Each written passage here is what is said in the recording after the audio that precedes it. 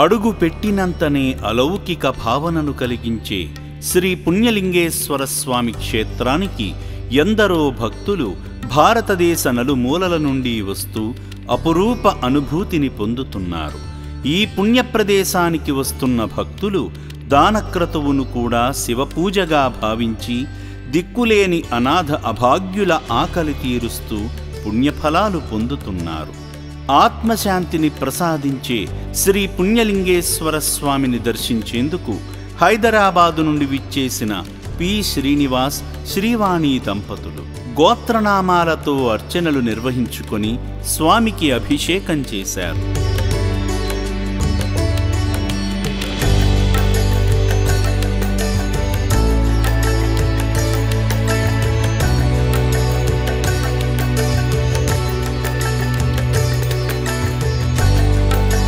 సనాతన వైదిక సంప్రదాయాలకు అనుగుణంగా యాగాన్ని నిర్వహించారు.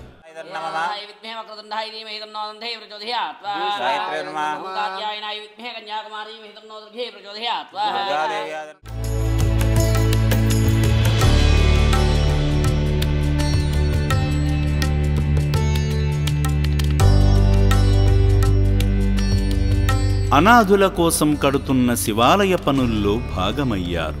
సేవా మార్గంలో భాగంగా నూతన శివాలయం నిమిత్తం, అభాగ్యుల మనుగడ నిమిత్తం, అన్నదానం నిమిత్తం సాయం చేశారు. నాతో పాటు అందరూ బాగుండాలని తలచే ఈ పుణ్యమూర్తులను ఆ శివయ్య చల్లగా చూడాలని రక్షణాలయం కోరుకుంటుంది.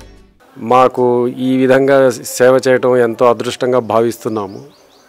అది ఒక రకంగా మా పూర్వజన్మ సుకృతంగా భావిస్తాము. నాకు ఎంతో పరిచయం ఉంది, ఎప్పటి నుంచో నేను వస్తున్నాను. సో మా తల్లిదండ్రుల జ్ఞాపకార్థం ఈ టెంపుల్ నిర్మాణ నిమిత్తం మాకు తోచింది కొంత ఇచ్చాము. అట్లాగే వీళ్ళందరికీ కొంత రైస్ కూడా ఇచ్చాము. అట్లాగే మా కొడుకు కోడల పేరు మీద కూడా కొంత అమౌంట్ మా కుమార్తె పేరు మీద కూడా ఇచ్చాము.